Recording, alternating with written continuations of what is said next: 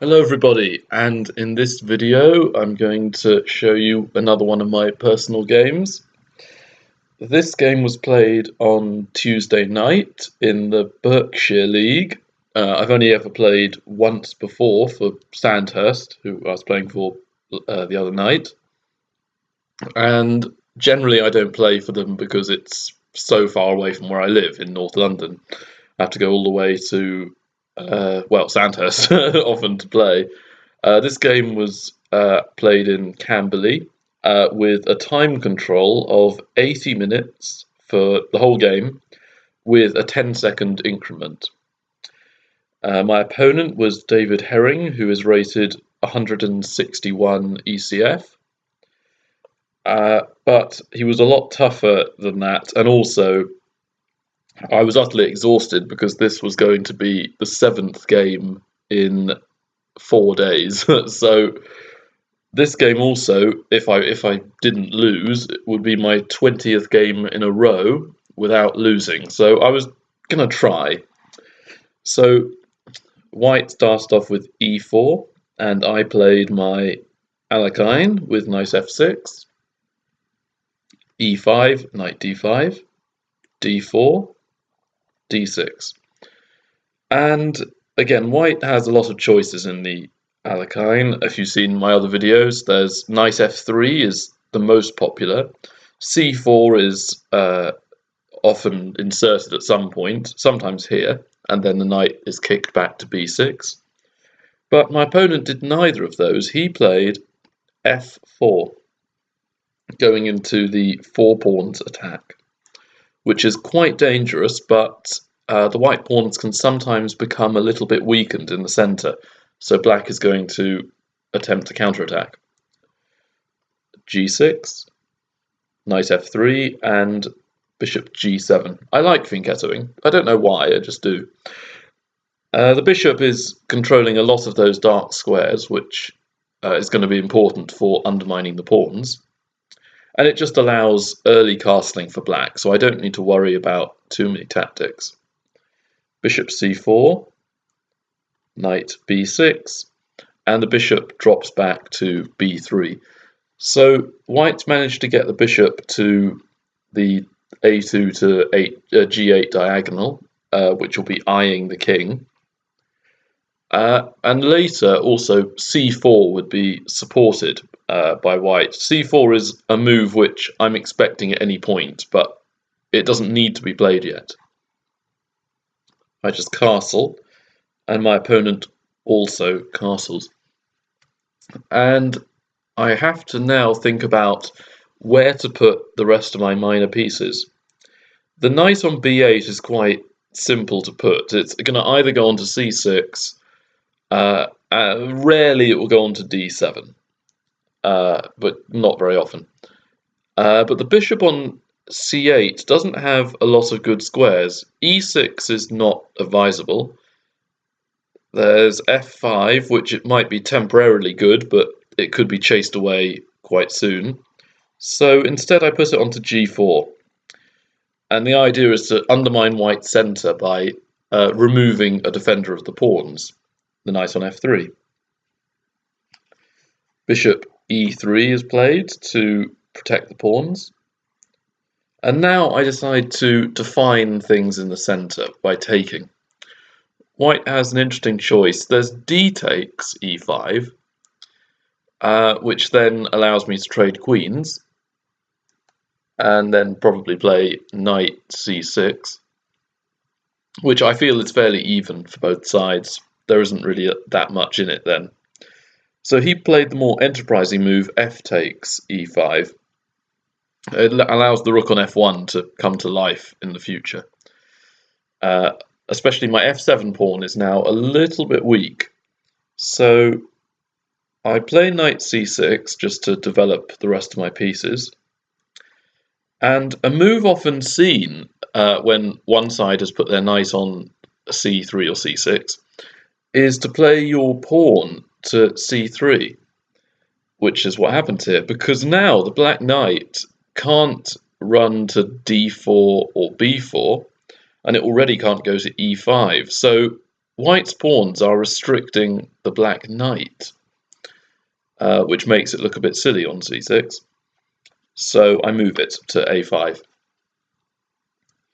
And while white has been a little bit restrained in throwing the pawns up, which is very good for the structure, white's got a brilliant pawn chain pointing towards the king side, b2 to e5, and it's restricting my bishop.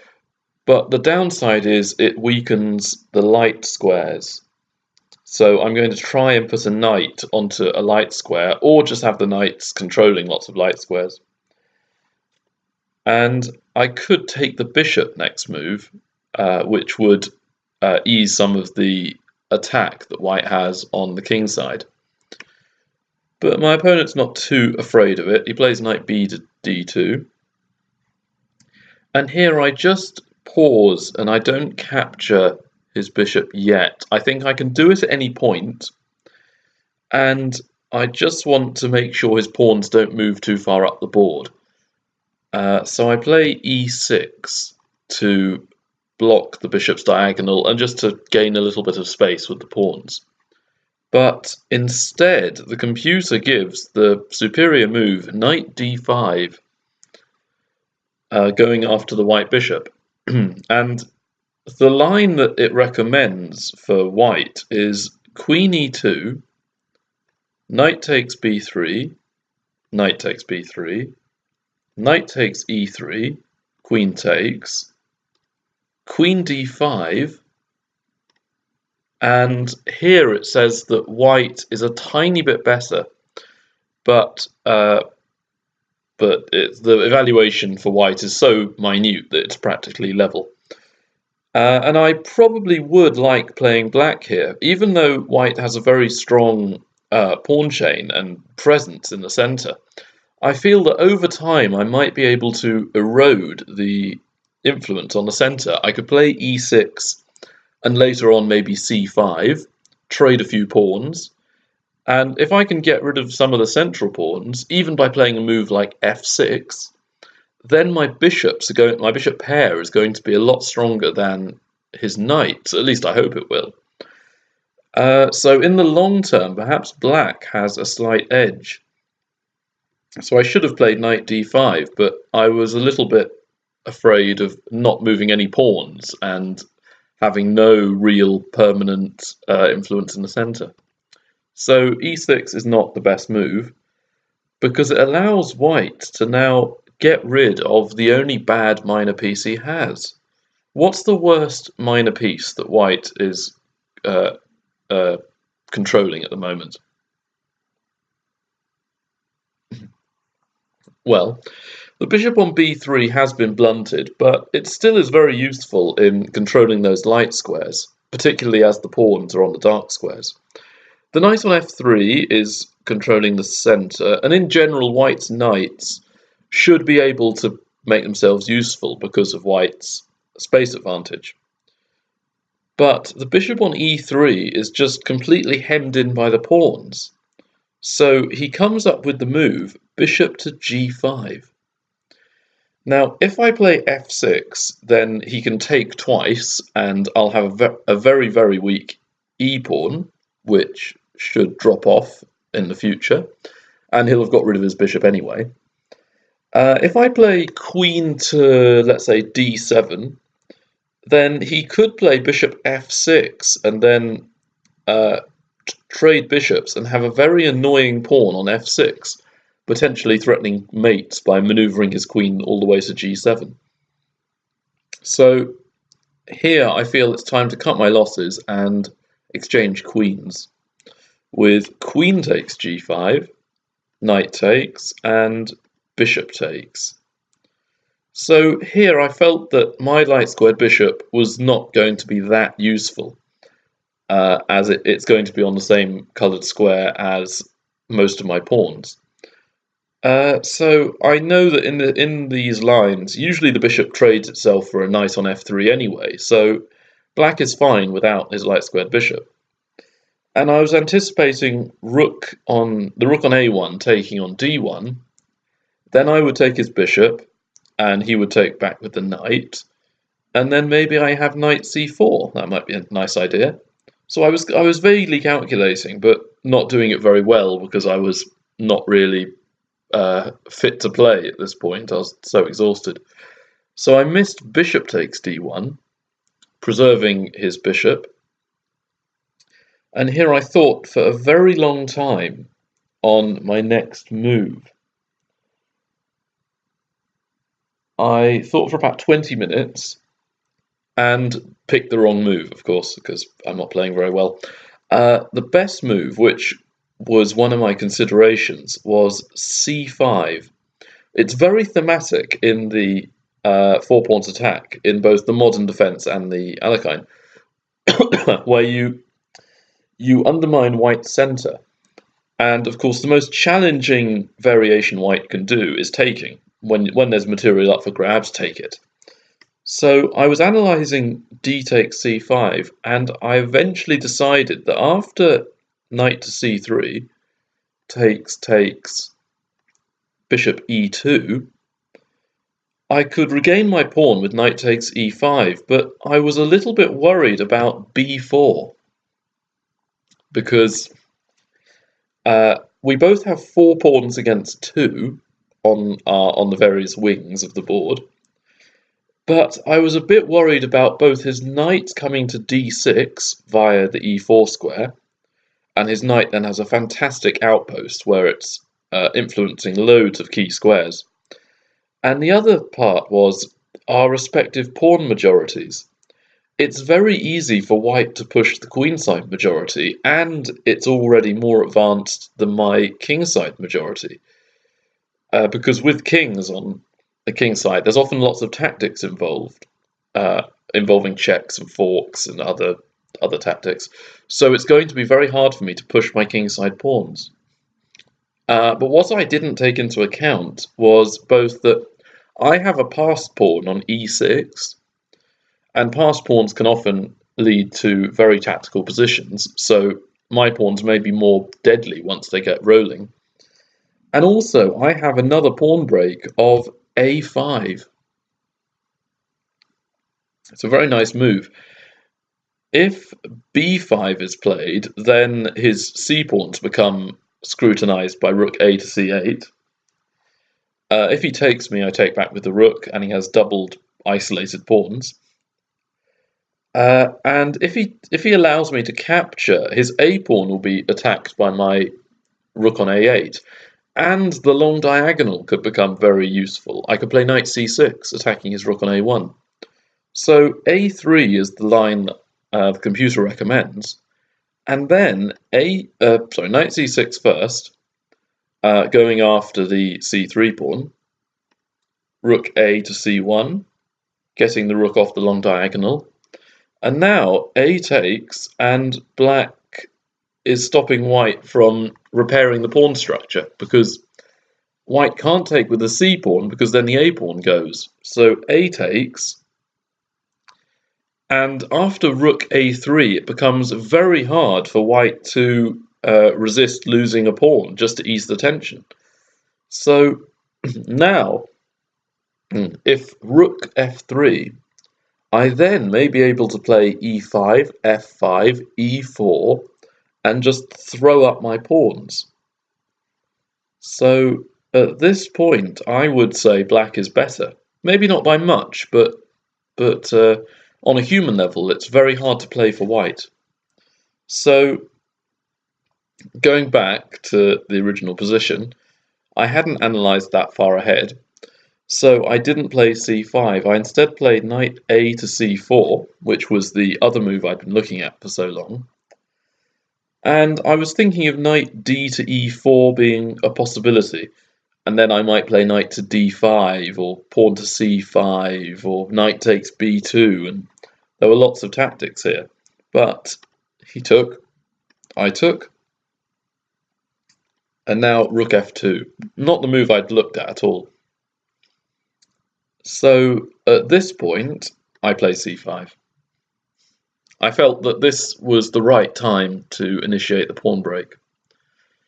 But perhaps not, because after bishop b3, I make a terrible move here, and this basically is a lost game for black.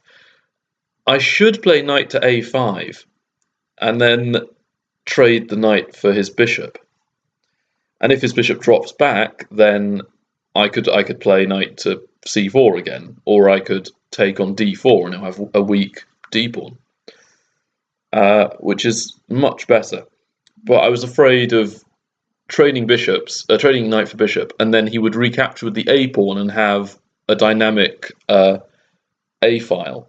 But I shouldn't have been worried, because I could have taken on d4 and given him double isolated pawns. So, for example, if knight to a5, let's give him a move like, should we give him a move? g3, just a random move. Now I can do knight takes, pawn takes, pawn takes, pawn takes, and I love this position. This is great for me. The d4 pawn is going to be attacked for a very long time, and I can play first I can play h6 just to kick his knight away, and then maybe rook f to d8. So I like this position for black, but I hadn't seen this far ahead. Instead, I played knight to e3, heading for the d5 square, as well as f5. And here, he has a brilliant move. Rook takes f7. This is just not calculated by me. I hadn't seen this. Rook takes, bishop takes, rook at a to f8, rook e3, pawn takes, and I think the best move here is bishop h6. And now knight takes rook, takes, king f2, and knight d5. This has given us about +2 for white, so I would not be in a very good position. Maybe I could just about draw this if I was playing very, very well, but white is the one with the attack. The two passed pawns are going to be monstrous in the future. So that was just not seen by me at all, and luckily my opponent didn't see it either. He played rook e2, now I took on d4. So at this point, perhaps I should play knight d5, which the computer does recommend, and it makes a lot of sense. It's just blockading his pawn. But I was again a bit worried about bishop takes knight, pawn takes, and then he might be able to push e6 and gain an initiative. But again, I'm worrying too much. I should just play knight d5, but knight f5 to attack the pawn, rook d1, h6. So I finally kick the knight away. I don't like it. And knight to f3, defending the pawn. Now I play knight to e7. So I'm trying to prevent the pawn being pushed to d5. What I want is to play rook f to d8, and then I can blockade on d5 and not recapture with the pawn if he takes me. So then his d4 pawn would become very weak, and I could target it for the rest of the this sort of late middle game. But he gets in d5, and I deliberately take with the knight, so that if he wants the pawn back, he's going to have to exchange his bishop for the knight, and that way there's no more chance of there being an opposite-coloured bishop endgame. Pawn takes, rook takes. So we now reach an endgame, and there are a few pluses for both sides. Let's start with white. On the plus side, the rooks are very active and they're better developed. There's a strong presence left in the centre with the e5 pawn, which is restricting the bishop.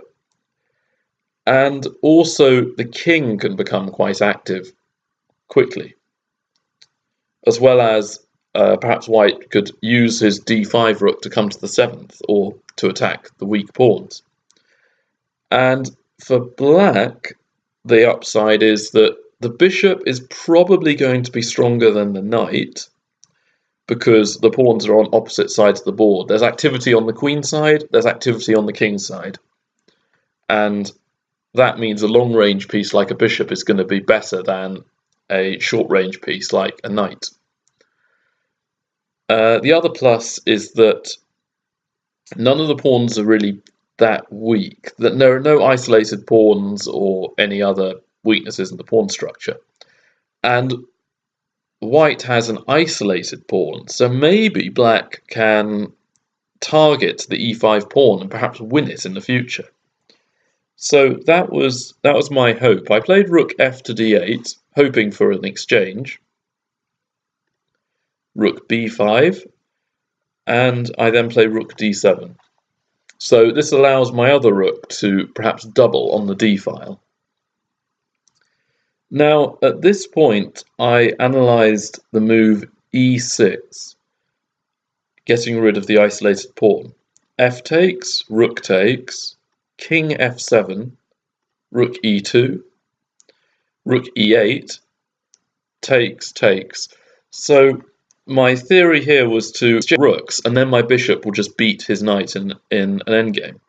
But king f2, king e7, and here I still think black is a little better due to the bishop versus knight, but it's very hard to win. It's going to be a tricky endgame, and it will really depend on all our pieces. If our kings are active, if our rooks are doing a good job both defending and attacking. And it's not beyond the realms of possibility for white to even win this game, let alone draw it. So both sides need to be careful, and it's still very much up in the air. But this was not played. So I'd been calculating all the way down to that position, but instead g4 was played. So what white is trying to do now is gain a lot of space and prevent there being much maneuverability for the black bishop. But I feel like this isn't such a good idea, because the pawn on e5 is now weak forever after rook e8, king f2, rook e6. So I'm now blockading and preventing any sacrifices with e6. King g3. So on the king side, white is desperately trying to either swap off all the pawns or create enough initiative to cancel out my bishop being a better minor piece. b6, so I'm restricting the white rook. h4, getting on with the attack. Now, the computer gives f6 as being the move here, making use of the pin on the e5 pawn.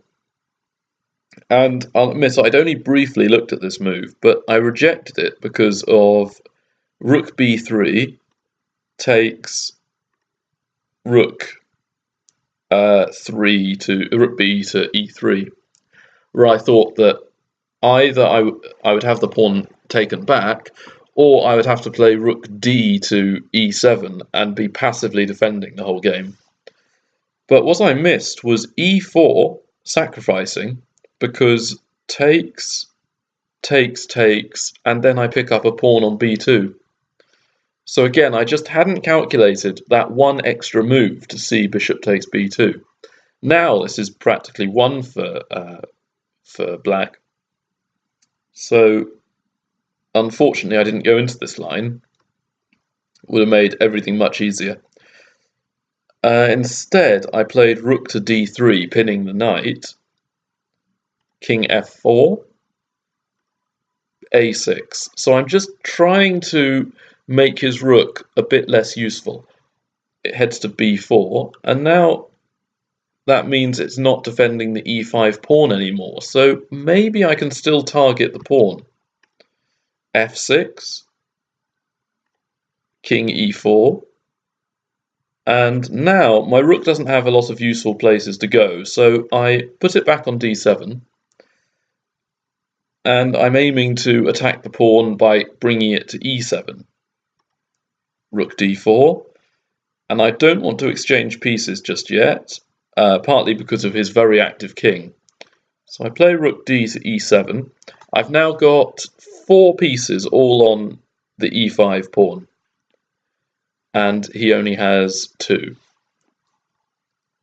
So after rook d5, I take, and now I'm not sure the pawn is going to be there forever, but at least while white is trying to win the pawn back, maybe I could use my rooks to infiltrate and perhaps try and put them in very aggressive positions. He plays rook d8 check, and my king retreats to h7. I don't want any tactics, I just want to have my king defending the pawns. g5. So it would be a massive mistake to take. Instead, I play rook to c6, b3, preventing rook c4 check, but allowing the move rook to c3. And this isn't the best move according to the computer, but again, for a human game, it's quite good because it just restricts so many of white's pieces. The king can't move anymore, apart from to d5, where that would be a disaster. Rook d3 would win his rook. The knight can't really move anywhere because I have rook h3 targeting the h4 pawn.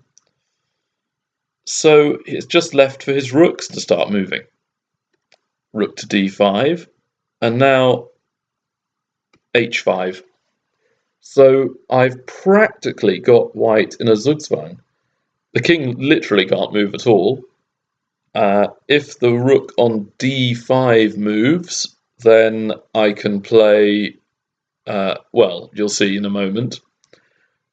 If the rook on e2 moves anywhere, maybe I could bring the rook to c1 and then target the a2 pawn. Or if the rook moves down to e1 or up to e3, I could put the rook on c2.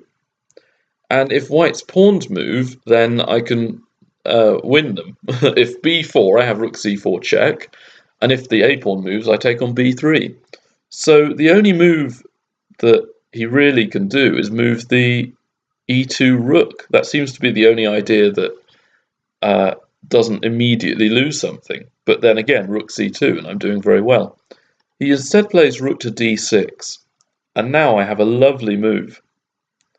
Rook to f7. Now the knight's in big trouble, and so is the king, because rook f4 looks like a very strong threat. So he plays one of the only sensible moves left and plays knight to e5, taking the pawn and levelling material. But now rook back to e7, and white is in a pin, very nasty one. Now, there's only one defender of the knight, I have 2 attackers, so the knight has to be defended. A potential move is rook to d5, which I was calculating, but unfortunately, I can now target another weak point, rook to h3, and the kingside pawns will be dropping off. Unfortunately, they're on dark squares, so that means that even if they don't go immediately, the bishop might be able to maneuver around and take off the kingside pawns. So this would be a great position for me. I looked at king f4, rook to h4 check, king g3, rook g4, knight takes, rook takes, and my rook's now on the 7th, as well as his knight being attacked. So the only move I could really see that did anything was knight to f6, bishop takes, pawn takes, rook to e6, rook f7 check, king h6, f7, king g7. And now I should be able to take off the f7 pawn at my leisure and just win this endgame. So a potential line might be b4, rook e2, rook b6, takes, takes, king takes. And at this point, all I need to do is just get my kingside pawns rolling. So rook g4 takes, rook g4 check, king e5 takes. Now, it's being 2 pawns up in a rook and pawn endgame should be an easy win, but just to clarify, if white plays rook a7, king g8, you may think that perhaps white can draw with his king being so active and black's king being useless. But no, unfortunately not. King f6, and I would probably use my technique quite well here with rook g4, check, king h7, check, king h6, rook a8. And now there's only one move that lets black keep the win. Rook f4. And the king moves away, and now black can get on with throwing up the h-pawn. And here's quite a simple win. The rook could stay on the f-file, blocking off the white king, and black could just keep throwing up the h-pawn and support it with his own king. And white will have to give up the rook for the pawn eventually. So that's one line which I'd looked at if rook to d5 was played. I hadn't seen all the way to the end, of course, but I'd seen after knight takes f6, bishop takes, pawn takes, that I should quite easily win the rook and pawn endgame. But rook d5 wasn't played. Instead, king f4 was played. Now, that does get the knight out of one pin and into another. The knight is still pinned to the e2 rook, so I attack the pinned piece. And here, unfortunately, the knight can't move. If it does, then I just take it. And there's one very nice line which goes knight to d3, rook takes, knight takes. And if I took the knight with the pawn, then after rook takes a6, he has a fighting chance of trying to draw. But instead, I have bishop e5 check, winning the rook. And king f3, bishop takes, king takes, bishop takes knight. And now, being a whole piece up, this is easy. I can win this in my sleep. So I think white would resign here. Unfortunately, that didn't happen. Instead, rook takes b6 was played. Bishop takes check, king f3, rook c3 check, king g2, rook g3 check. And the problem is, if the king goes to a dark square, then I can play bishop d4 check, leading to simplification. So he plays king f1, and now remember when I said I was very, very tired and I wasn't very good at calculating after playing this many games? Well, unfortunately, I make a terrible, terrible blunder here, which loses me the game. Absolutely terrible blunder. I play... There's almost every move wins for black. There's only a handful that lose. I play rook to g1 check. And I'll come back to why this is a terrible blunder in a moment. But rook f7 check, king e1, bishop c3, king d1, a5. That's perfectly fine. Black is not going to even draw this. This should be an easy win. If white tries to summon up a counter chance with rook e to e6, I can just play rook to g2, threatening rook f1 mate. And here, white would lose the exchange. So there's no chance of white even drawing. Very, very easy to win this for black. But my blunder of rook g1 just hands the victory to my opponent, who I'm not sure deserved it, to be honest. But I think he might have deserved a draw. But king to g1, bishop d4. And I thought, yes, I'm winning a rook back and swapping off. But king to f1, oh dear, because I saw that if rook takes e2, he has rook b7 check. And then I'm losing my second rook, and he'll be the exchange up and a pawn up. So in a panic, I played rook f7 check. And now, can you see the move which the computer says it's drawn, but I say differently? I say it's a win. Rook f6. And now bishop takes, rook f2, king g7, pawn takes check. And if I play king to f8, let's say, then white can just throw up the queenside pawns, or even better, just play king to e2, king to d3, king to c4, and then win with the pawns. So I would take rook takes, king takes, and this is actually one for white. b4, g5, check, king takes, a4. Now, if you want to get inside the square of the pawns and try and catch the queenside pawns with the black king, you have to get the king over immediately. So king f4, b5 takes. And now, can you see the win for white?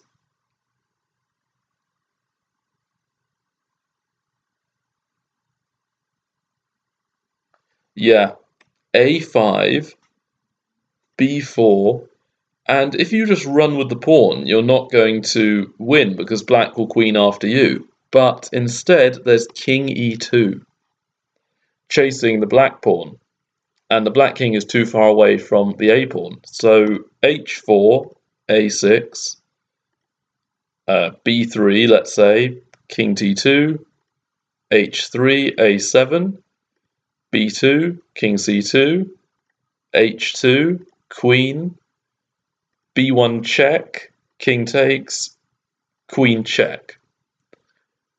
And now white just takes. So I would lose here. Going back to the game, though, I blundered, as I said, and I played rook f7.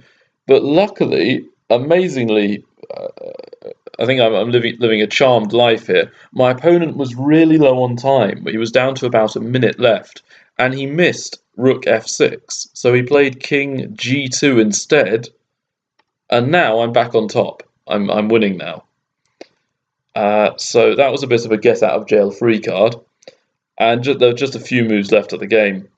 Rook e6, bishop f2, takes, bishop takes, b4, rook f2 check, king g1, and now I just rely on technique. Rook to b2, going behind the pawns, cutting the king off, and I'll take on g5 with the bishop, and then use the bishop to take off the white pawns.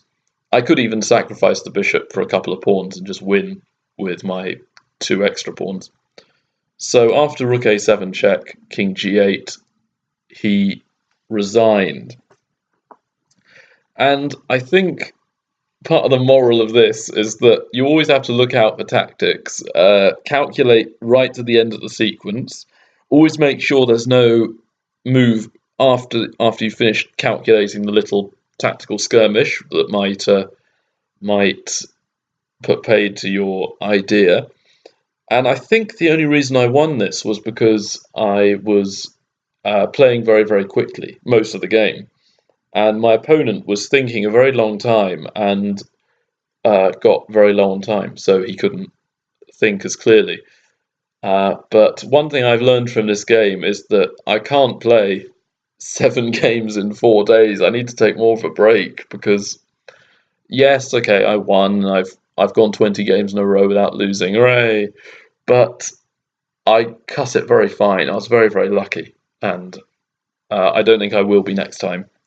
So I hope you enjoyed this roller coaster ride of a game. Comment, like, subscribe, and I'll see you in the next video. Bye.